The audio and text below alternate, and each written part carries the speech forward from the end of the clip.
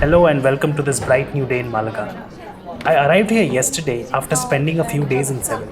And one of the must do things in Malaga is exploring the Alcazaba and hiking up the Gibralfaro Castle. So that is what I will do today. And while I do that, I'll share some history and talk about some of the stories and legends associated with the Alcazaba and the Gibralfaro Castle. So today it's all about exploring, climbing walls, watching lots of beautiful views, and a few interesting stories. Some true, and some as real and authentic as Instagram influencers.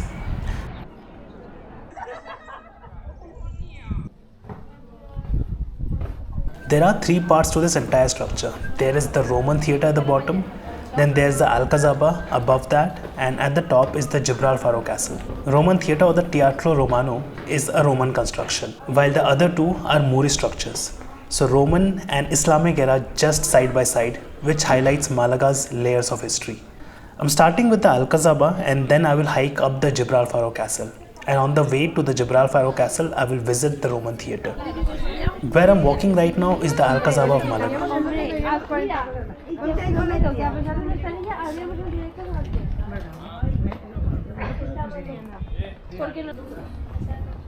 I see stairs everywhere. Let's see where these lead to.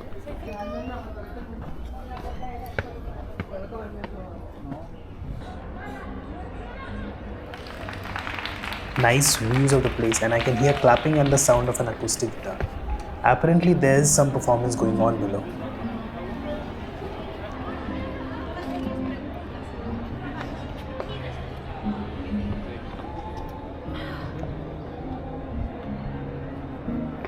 The Alcazaba derives its name from Arabic, which means a fortress. It is a Moorish palace and a fortress built in the early 11th century, during the Taifa period. It served as the residence for Muslim rulers and their court. And not only did it offer luxurious accommodations for the rulers, it also had robust defensive capabilities. It's quite an experience walking through this place. There are brick walls on both sides and there are small tunnels and steps and stairs which you can take. And the place is dotted with orange trees.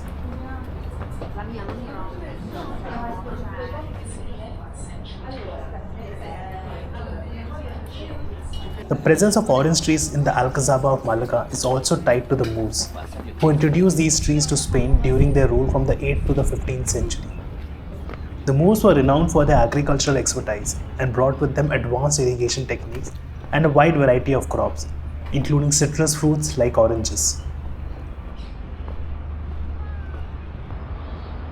Architecturally, the Alcazaba showcases a blend of Islamic design and Andalusian influences. Its double walls, towers and gates are strategically arranged to protect the fortress from invaders. Intricate arches, lush gardens and tranquil courtyards within its complex add to its beauty.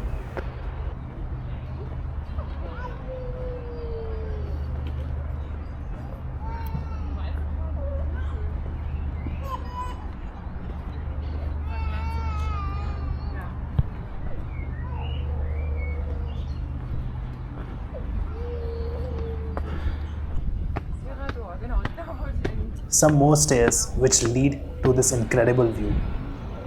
The pathways that you see down there, they lead to the Gibralfaro Castle.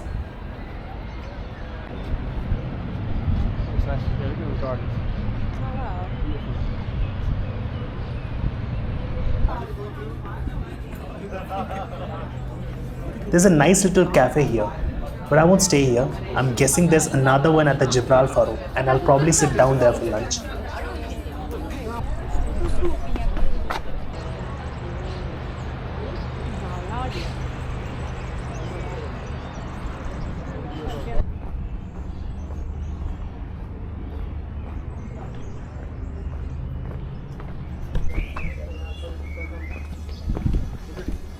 Here's a nice courtyard, or is it called something else? I'm not really sure, but it's nice. If you know what it's called, let me know in the comments.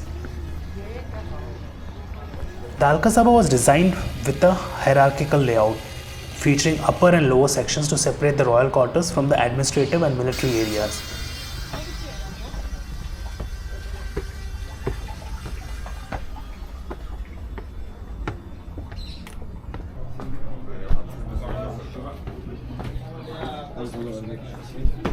The place keeps getting more and more interesting, as you can see.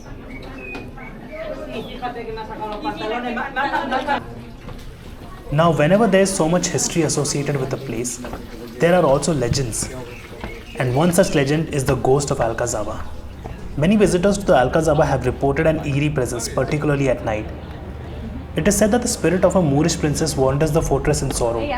The princess was the daughter of a Moorish ruler who lived in the Alcazaba during its height, and she fell in love with a Christian captive. When her father discovered the affair, he executed the man, leaving the princess heartbroken. It is said that her restless spirit still roams the Alcazaba, searching for her lost love.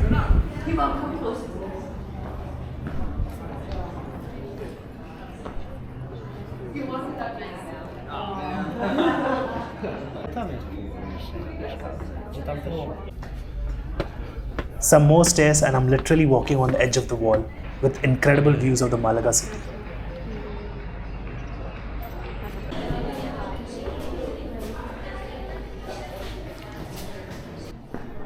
Here's another courtyard with beautiful architecture, arches, and some more orange trees.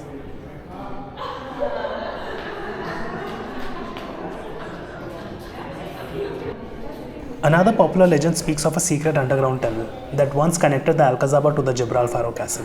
This tunnel was said to be a strategic route used to transport supplies and soldiers between the two fortresses during sieges.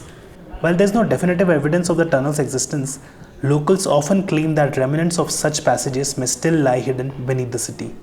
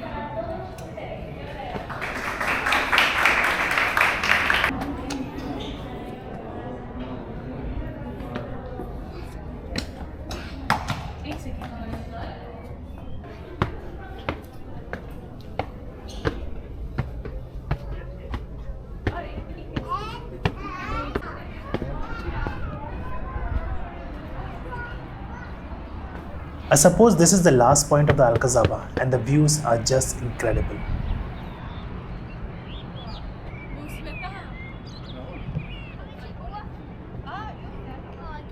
Let's now move out of the Alcazaba and head towards the Gibralfaro Castle.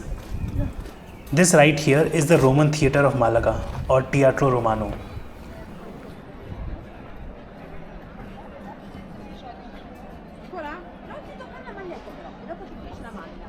I have walked down from the Alcazaba and now I'm heading towards the Gibralfaro Castle.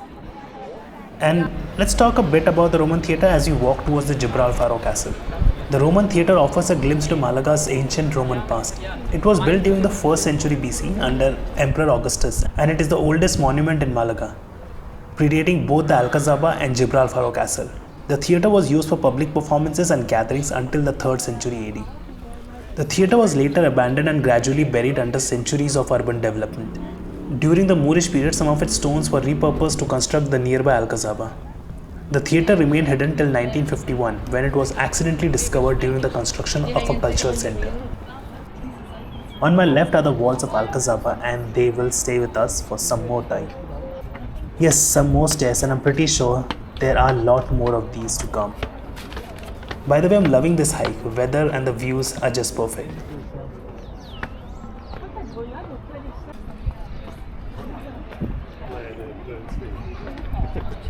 The hike requires a fair bit of fitness, and this guy here is hiking carrying his little daughter on his shoulders.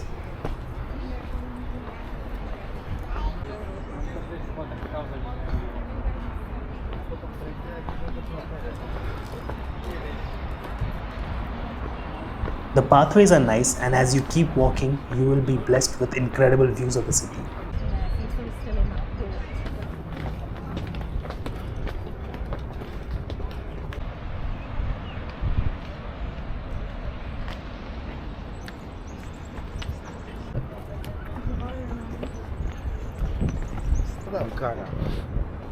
That on the top is the Gibralfaro Castle. Still a long way to go. There's a nice viewpoint here with quite a few people, and there is a guy playing the violin.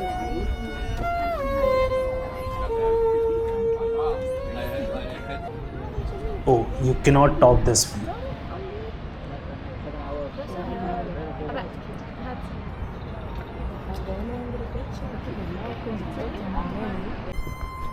Time to leave the violin guy behind.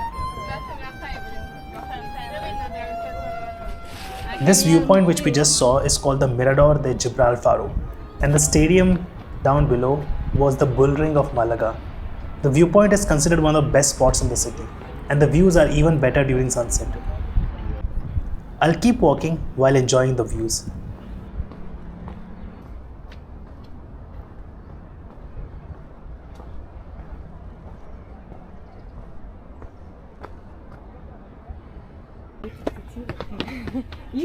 Now I'm getting close to the Gibralfaro Castle, and I'm here.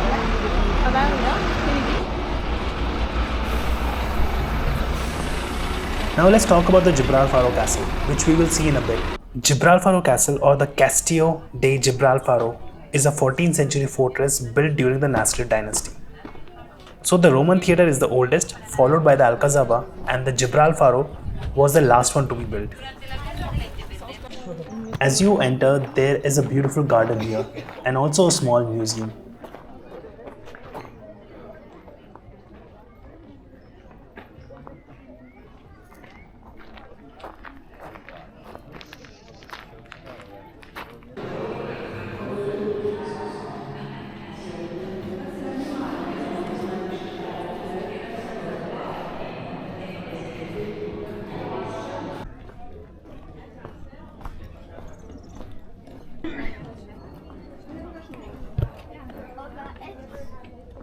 I see stairs and I have to climb them. The name Gibralfaro is derived from the Arabic word Jabal Farouk, which means rock of light, referencing its prominent hilltop location and the lighthouse that once stood there. The castle was primarily constructed to reinforce the Alcazaba and provide a stronger defensive position for Malaga. Its massive walls and battlements stretch around the hill, connecting it to the Alcazaba via a steep defensive walkway known as the Coracha. The castle also served as a refuge for the city's inhabitants during sieges.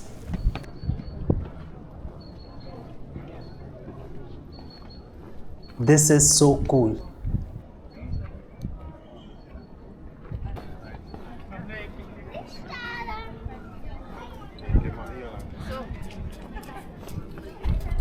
Okay, this is the highest point of the Gibralfaro Castle. And you see these three flags waving?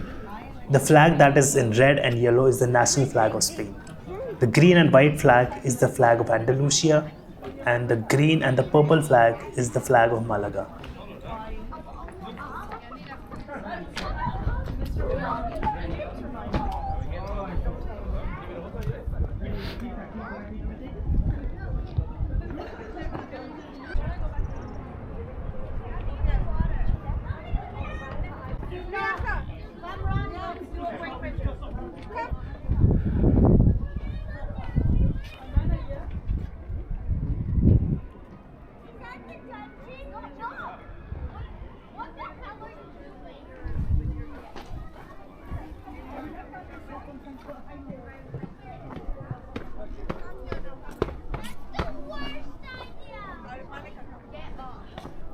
There is a lot to explore here, but now I'm hungry.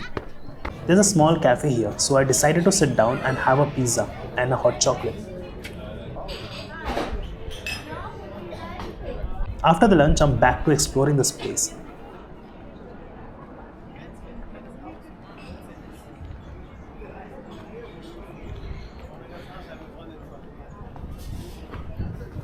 One of the most dramatic events tied to the Alcazaba and the Gibralfaro Castle is the Siege of Malaga during the Reconquista. When King Ferdinand and Queen Isabella laid siege to the city in 1487, the Gibralfaro Castle became a critical defensive stronghold for the Moors. Legend says that the supplies in the castle dwindled so much that the defenders resorted to desperate measures to survive. The city's residents trapped inside are said to have lit fires at night to make it seem as though they had plenty of wood and resources. Despite their efforts, the city fell after 3 grueling months. Malaga's capture marked one of the bloodiest chapters in the Reconquista, and the city's residents faced severe punishment, with many being enslaved. The fall of Malaga paved the way for the eventual conquest of Granada in 1492, the final chapter of the Reconquista.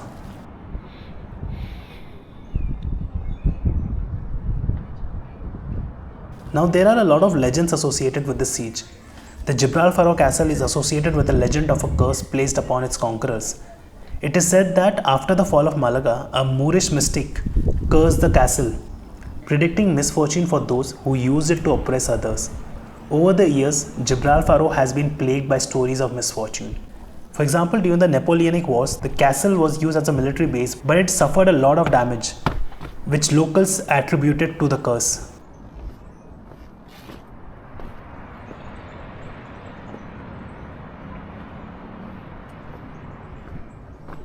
Another enduring legend involves a hidden treasure buried somewhere within the Alcazaba walls.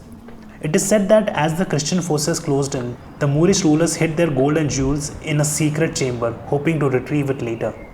However, they were either captured or killed before they could reclaim it. For centuries, treasure hunters and adventurers have speculated about its existence. Some believe the treasure was hidden in an underground chamber or tunnel connecting the Alcazaba to the Gibralfaro Castle. Others think it may have been concealed in the fortress's walls or within the gardens.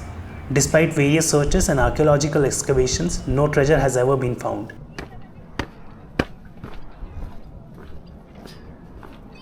Walking along these walls is just incredible.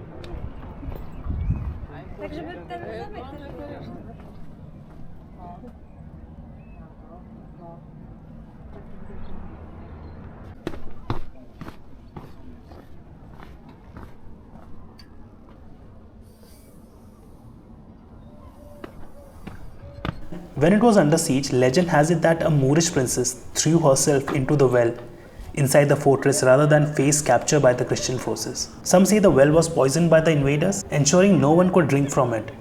Others claim her tragic death infused the well with a haunting aura, and locals have reported hearing whispers and seeing fleeting shadows near its ruins.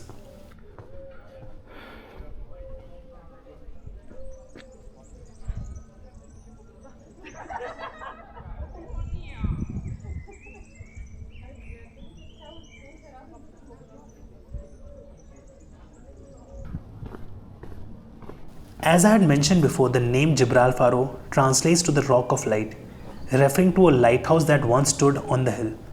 It is said that the lighthouse's flame was never allowed to extinguish, even in times of war, as it symbolized the enduring strength and vigilance of the Moors. Some stories claim that on clear nights, people can still see a faint, ghostly light atop the hill, believed to be the spirit of the lighthouse keeper, ensuring the flame burns forever. These stories add to the intrigue of this place. But even without these legends, I think this place is incredibly amazing and is a must visit. So if you're in Malaga, it's worth spending your entire day here. And I was told that the castle looks even better at night, and a lot of people hike the castle at night for amazing views of the Malaga city.